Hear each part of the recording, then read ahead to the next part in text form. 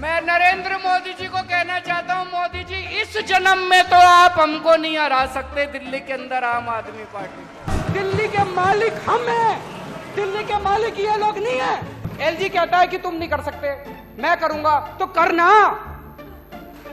परेशान हो गए हम लोग 2.5 साल से, ये भी परेशान हो गए, हम भी परेशान हो गए, करो फिर। कह रहे हैं कश्मीर फाइल्स टैक्स फ्री करो, अरे यूट्यूब पे डाल दो, फ्री हो जाएगी।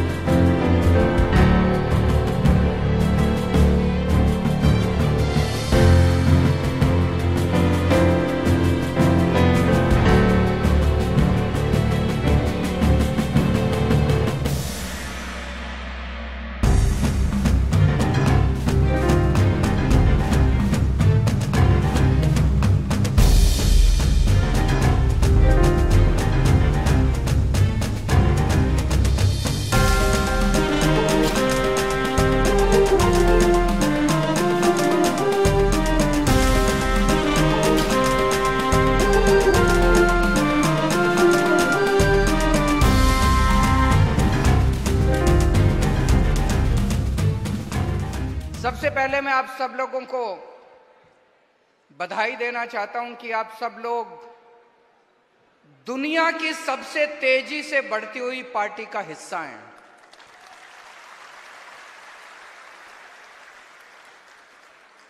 देश नहीं, दुनिया, पूरी दुनिया में आज तक कोई ऐसी पार्टी नहीं हुई जिसने इतनी तेजी से तरक्की करी हो, इतनी तेजी से तरक्की करी हो। मुझे लगता है हमें Guinness book of world record वालों से पूछना चाहिए, भाई जरा पता करके बताओ कोई, नहीं तो हमारा नाम लिख दो उसके अंदर।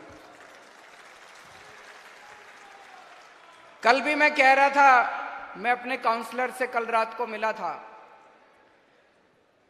कि एक एमएलए बनने के लिए, एक काउंसलर बनने के लिए लोगों की जिंदगी बीत जाती है, चप्पलें घिस जाती है, जूते घिस जाते हैं कि नहीं है, एक एमएलए बनने के लिए, एक काउंसलर बनने के लिए।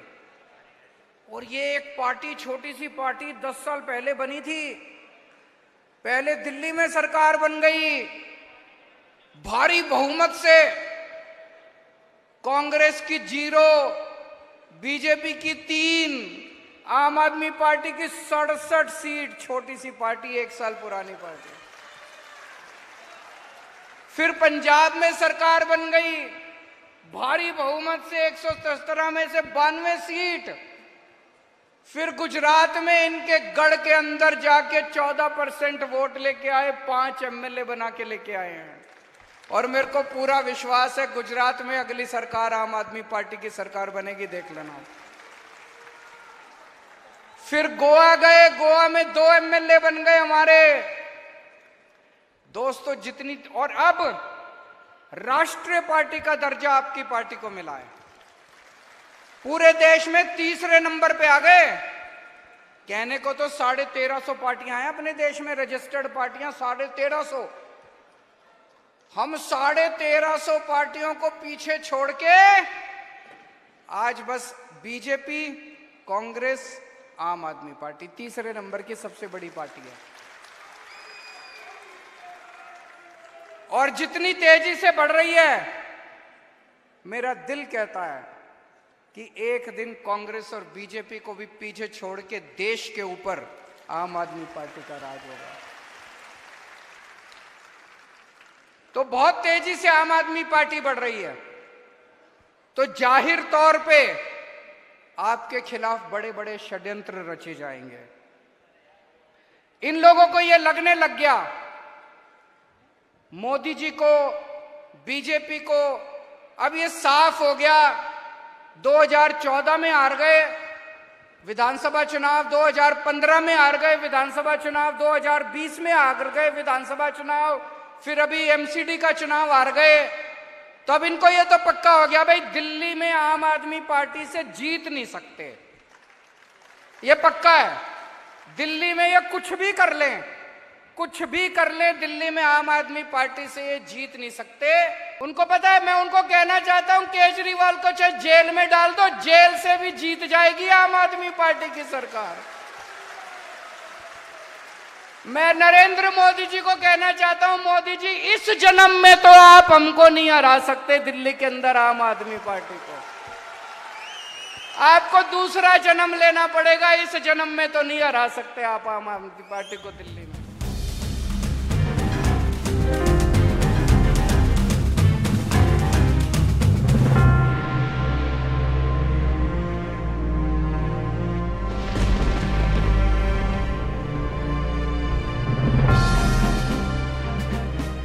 आज सारे देश की सारी भारतीय जनता पार्टी एक पिक्चर के पोस्टर लगा रही है गली गली में जाके। पूरी सारी भारतीय जनता पार्टी देश में एक पिक्चर के पोस्टर लगा रही है। इसलिए राजनीति करने आए थे? पिक्चरों के पोस्टर। अपने बच्चों को क्या जवाब दोगे? घर जाके बच्चे पूछेंगे पापा क्या काम करते हो? पिक्चरों के पोस्टर लगाता हूं।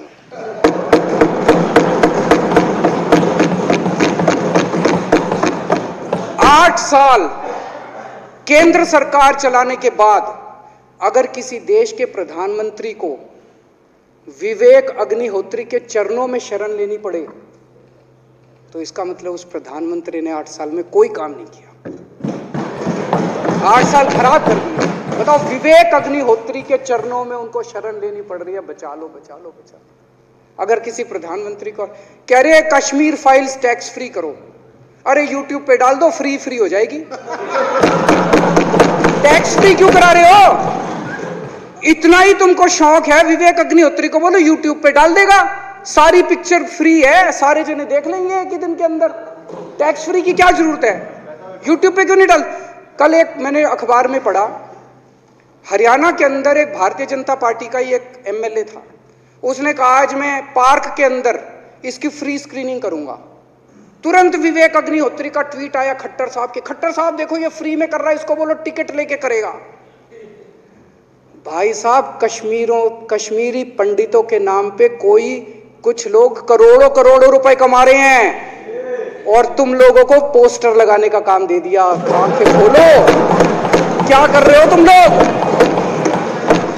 वो करोड़ों कमा गया, कश्मीरी पंडितों के नाम पे करोड़ों कमा गया और तुम लोग पोस्टर लगाते रह गए। क्या हाल बना दिया तुम लोगों का यार। आंखें खोलो तुम लोग, सारे जने बीजेपी छोड़ के आम आदमी पार्टी में आ जाओ।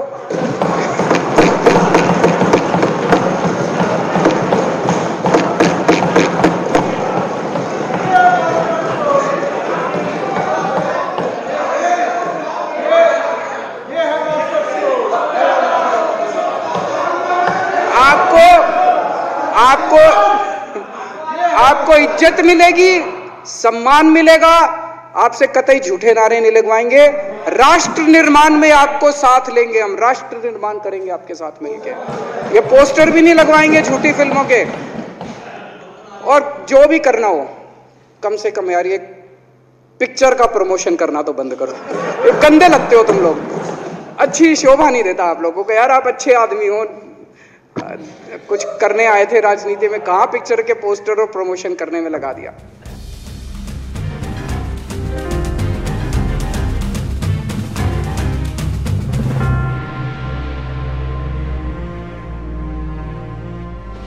आपको बताता हूं ये पूछने का कारण क्या है, मैं आपको बता देता हूं। भाई 2 चीज है, या तो हम कर सकते हैं या आप कर सकते हैं, दोनों में से एक कर सकता है भाई। या तो सर्विसेज, हमारा ये मानना है भाई ये सर्विसेज में नहीं आता, ये एजुकेशन में आता है। अरे जाना पड़ेगा यार, क्यों नहीं जाना चाहते?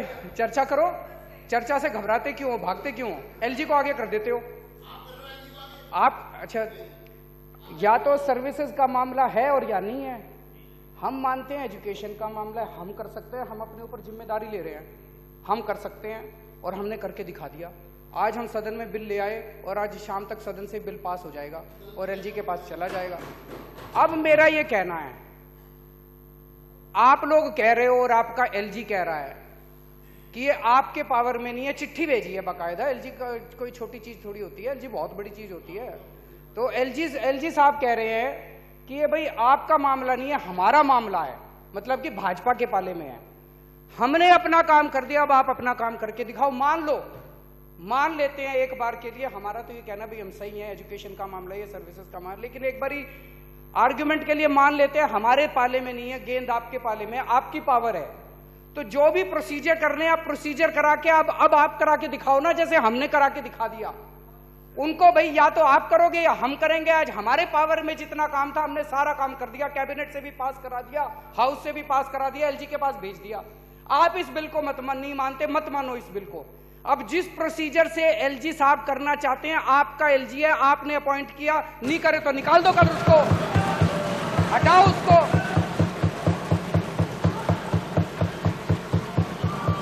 वो एलजी कहता है कि तुम नहीं कर सकते, मैं करूंगा, तो करना। परेशान हो गए हम लोग 2.5 साल से, ये भी परेशान हो गए, हम भी परेशान हो गए। करो फिर, हमारी पावर है, हमारी पावर है। जब तक हम कह रहे थे करो करो करो करो तो कह रहे थे तुम करो, आज हमने कर दिया तो कह रहे हम करेंगे, तो करो ना भाई, क्यों नहीं कर रहे? आपके एलजी साहब अगर असेंबली की पावर है तो आज हो रहा है ये। तो आपकी प्रोसीजर क्या है कि लॉ डिपार्टमेंट का ये नहीं आया तो हमको जनता बेवकूफ है जो हमको चुना था, तो लॉ सेक्रेटरी को ही चुन लेती जनता।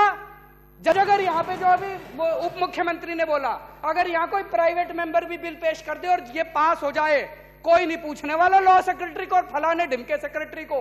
ये सेक्रेटरी चला ले तो ये देश डूबता थोड़ी, हमारी थोड़ी जरूरत पड़ती।